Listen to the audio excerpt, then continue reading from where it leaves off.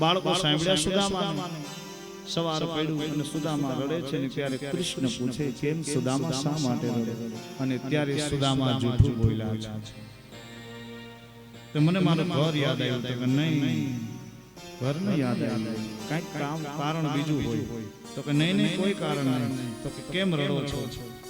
અને જમ્યા કેમ નહીં તમે મારા ઘરનું અને ત્યારે એને કીધું કે ન જમવાનું કારણ એક આજે મારે ઉપવાસ છે બીજે દિવસે મંગલ પ્રભાત અને સુદામાએ કૃષ્ણને કહ્યું કૃષ્ણ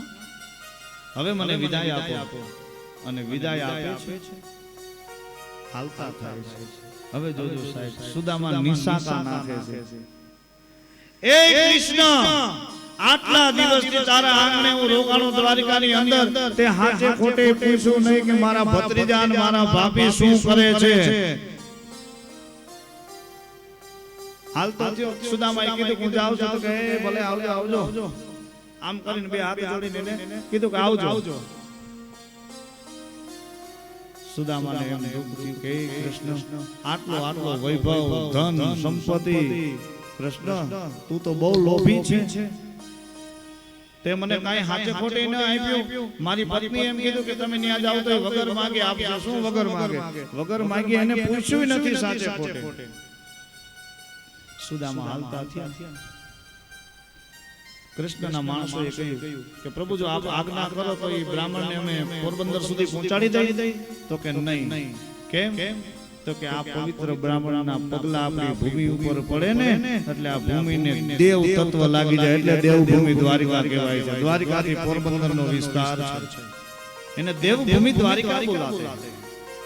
સુદામાના પગલા તે સુદામા ગયા હાલતા થયા ને દ્વારકા નગરીની બહાર નીકળ્યા ને એટલે મહેલની અટારી પર કૃષ્ણએ કહ્યું એ સુદામા અહીંયા આવો તો જરા સુદામાએ ગડગડતી દોડ મૂકી કે બિચારાને ભૂલાઈ ગયું છે ને હવે રહી યાદ આવ્યું હશે તો ગડગડતી દોડ મૂકી બોલ કૃષ્ણ બોલ શું કામ છે કાઈ નહીં અમારા કેસરિયા જામા ઉતારી આપો તમારી જૂની ધોતી પહેરી અને કૃષ્ણ કે લોભી હે લોભી આ તમને કોઈ એ સમજાવો મારા ગુરુજીને પૂછો રૂડા આમાં જ્ઞાન તો બતાવે ગુરુજીને પૂછો રૂડા જ્ઞાન તો બતાવે એ કૃષ્ણ તારા જેવો તો લોભી મેં ન જોયો હાલ ન દીધું તો કાઈ નહીં પણ ઉપર કપડાય તે તારા પાછા લઈ લીધા અને ત્યારે એને કોઈએ કીધું કે પ્રભુ આપણે ખજાને ક્યાં ખોટ પણ કૃષ્ણ માયાળુ છે દયાળુ છે કે તમે એના વસ્ત્રો પીળા પીતાંબર કેસરિયા જામા કેમ ઉતારી લીધા અને ત્યારે કૃષ્ણ બોલ્યો છે કે આ બ્રાહ્મણ છે ને આ પવિત્ર બ્રાહ્મણ છે મને ખબર છે કે એના ઘરે એક ટક ખાવા અનાજ નથી અને આવા રાજનો પોશાક પહેરીને પોરબંદરની બજારમાં નીકળે ને તો મારા મિત્ર ને આવા પવિત્ર બ્રાહ્મણની દુનિયા મજાક કરે ને એટલા માટે એની પાસેથી વસ્ત્ર મેં ઉતારી લીધા છે તો કે એને તો કે ઈ પોરબંદર જઈને હમણાં ફોન આવશે એનો જાવા તો દિયો પોરબંદર પહોંચ્યા જ્યાં સુદામાની ઝૂંપડી છે ને એ ઝૂંપડી નહીં એની બદલે 3 માળનો મહેલ સુદામા ત્યાં ગયા જોયું તો એની ઝૂંપડીની જગ્યાએ 3 માળનો મહેલ વચ્ચેના માળે એના પત્ની ઊભા છે પણ સુદામા ઓળખે નહીં છેલ્લા ઉપલા માળે એના છોકરા એ પિતાજી અહીંયા આવો સુદામા કહે મારી ઝૂંપડીની જગ્યાએ કોકે મહેલ બનાવી નાખ્યો અને કોકની સ્ત્રી મને સ્વામીનાથ કહે છે અને ઈ જ સ્ત્રીના બાળકો મને પિતાજી કહે છે જેને રાજના પોશાક પહેર્યા છે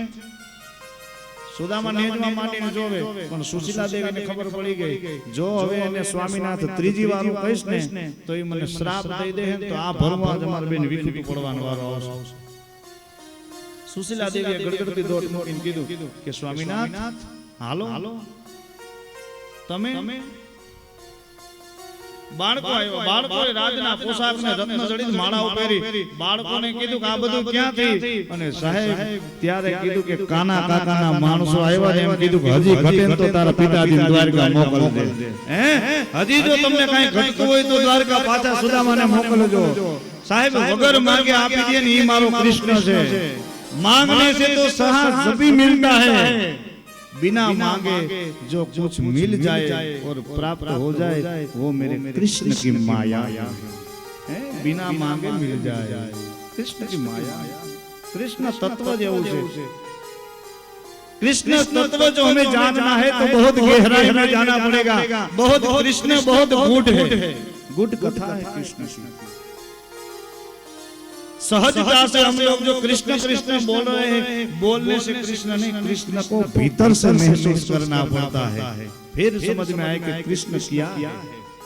तो ये प्रभु કેટલો માયાળુ છે બાપ બધાય ગુનાહ માફ કરી દે છે આપણા બધાયના એને ખબર છે કે ઈ મારા છે છોરું કછોરું થાય પણ માવતર કમાવતર નથી થતા એટલે આપણા બધાય ગુનાહ કૃષ્ણ પરમાત્મા માફ કરી દે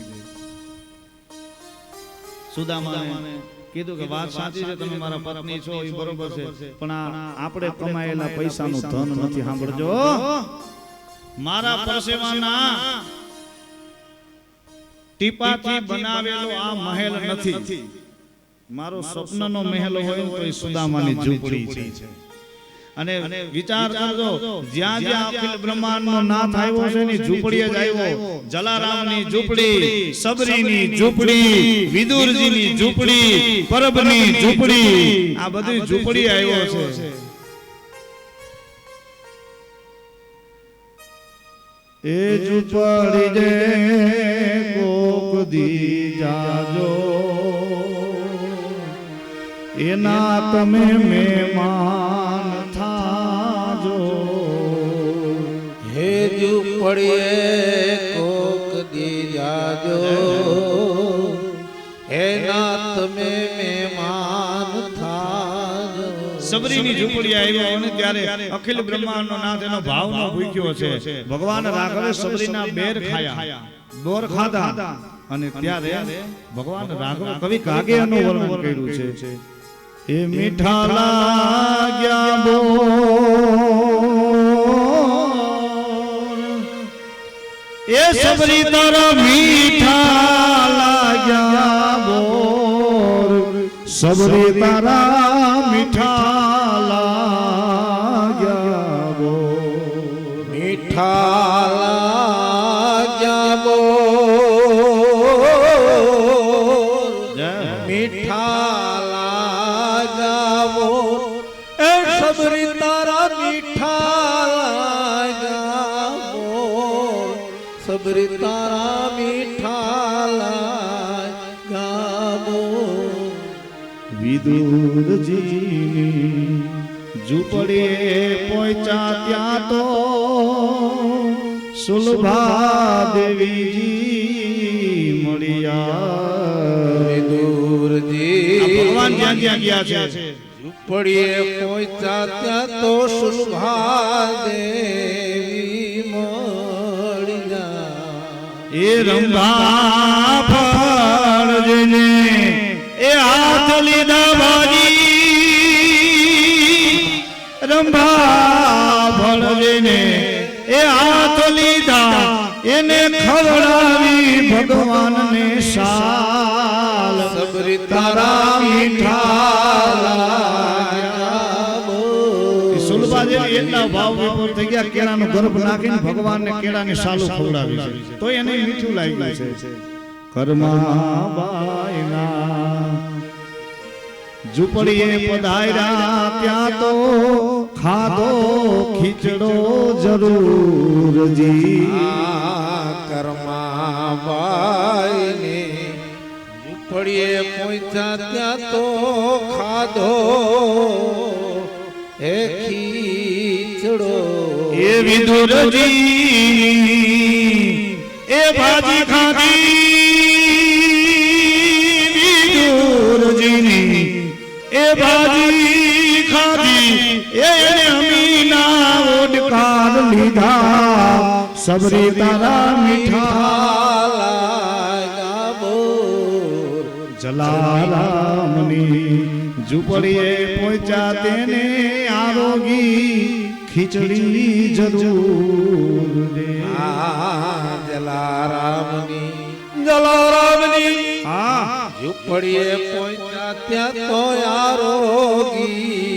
ખીચડી કઢી ને પછી કઢીનું વર્ણન વાંચા. એ કઢી ખાતા પ્રેમ જોયો એને ખાતા પ્રેમ જોયો એને લીધા વારણા હજાર સબરી તારા મીઠા લાગ્યા મીઠાર લાગ્યા બો મીઠા લાગ્યા બો એ સબરી તારા મીઠા લાગ્યા બો સબરી તારા મીઠા લાગ્યા બો. કૃષ્ણ પરમાત્માને બોલાવીને કીધું કે હે કનૈયા તે મને દીધું એ તું લઈ જા કા અમને પાછા ભેગા બેહાડી. કૃષ્ણ આવે. કૃષ્ણ આવીને માયા કરી અને સુદામા સુશીલાને બેને ભેગા બેહાડી અને કૃષ્ણ ત્યાંથી જાય છે. હવે કૃષ્ણ પરમાત્મા દ્વારિકાની અંદર પહોંચ્યા અને ઉદ્ધવને કહ્યું, દારૂક નામના સારથીને કહ્યું કે હે ઉદ્ધવ, હવે જીવનનો થાક બહુ લાગી ગયો છે. કેમ? તો કે હવે અહીંયાથી થાક મને બહુ લાગી ગયો છે. હાલો ને ક્યાંક એવી શાંતિની જગ્યા હોય ત્યાં જઈને આપણે બેસીએ. આવો મનમાં વિચાર છે. અને એ જ સમયે સુખદેવજી મહારાજ બોલ્યા છે કે બલરામ સહિત કૃષ્ણએ બધા યાદવોને સાથે મળી અને બધા દૈત્યનો વધ કર્યો છે. કૌરવો અને પાંડવોની વચ્ચે કલેશ ઉત્પન્ન કરાવી કૌરવોની હાર કરાવી છે અને મહાભારતના યુદ્ધની અંદર અસંખ્ય યોદ્ધાઓનો વિનાશ કરી પૃથ્વીનો ભાર હળવો કર્યો છે. હવે પરિબ્રહ્મ પરમાત્મા કે આખી પૃથ્વીનો ભાર હળવો તો કર્યો, હવે મારી માથે ભાર છે એ મારે હળવો કરવો છે. અને પોતાની માથે જે ભાર હળવો કરવા માટે ભગવાન કૃષ્ણ યજ્ઞાદિક કર્મના નિમિત્તે એકવાર વિશ્વામિત્ર, અસ્તિ, કણવ, દુર્વાસા, ભૃગુ, અંગિરા, કશ્યપ, વામદેવ, અતિત, અત્રિ, વશિષ્ઠ આદિ ઋષિઓને બધાને એકત્રિત કરી અને પિંડારક તીર્થની અંદર બધાને આમંત્રિત કર્યા છે. પિંડારક તીર્થની અંદર બધાને યોગ્ય આસનને ઉતારો આપ્યો છે અને એમાં જામવંતીનો દીકરો જેનું નામ છે સામ. બધા કૃષ્ણના જેટલા દીકરાઓ છે યાદવો એ બધા સાથે મળી પિંડારક તીર્થની અંદર જે બધા ઋષિઓ છે એ ઋષિઓની મસ્કરી કરવાનું એને સૂજે છે. ઋષિઓની મજાક કરે એની મસ્કરી કરવાનું એને સૂજે, એની મસ્કરી સૂજે છે. અને એની મસ્કરી કરવાનું સૂજે ને જામવંતીનો દીકરો સામના પેટે પાટા બાંધે, એક કાંસાની તાસડી બાંધે અને કાંસાની તાસડીને પેટે પાટા બાંધી અને પિંડારક તીર્થની અંદર જે બધા ઋષિઓ છે એ ઋષિઓ પાસે આવે ને ઋષિઓની મજાક મસ્કરી કરે ને મજાક મસ્કરી કરતા કરતા કહ્યું કે હે ઋષિઓ, સ્ત્રીનો પહેરવેશ પહેરાવ્યો છે સાંભને સ્ત્રીનો પહેરવેશ પહેરાવ્યો અને ઋષિઓને કહ્યું કે આના ગર્ભની અંદરથી જન્મ લેનાર દીકરી હશે કે દીકરો હશે. આ વાત ઋષિઓના કાને ગઈ. ઋષિઓના કાને આ વાત ગઈ. ઋષિઓએ આંખ બંધ કરી અને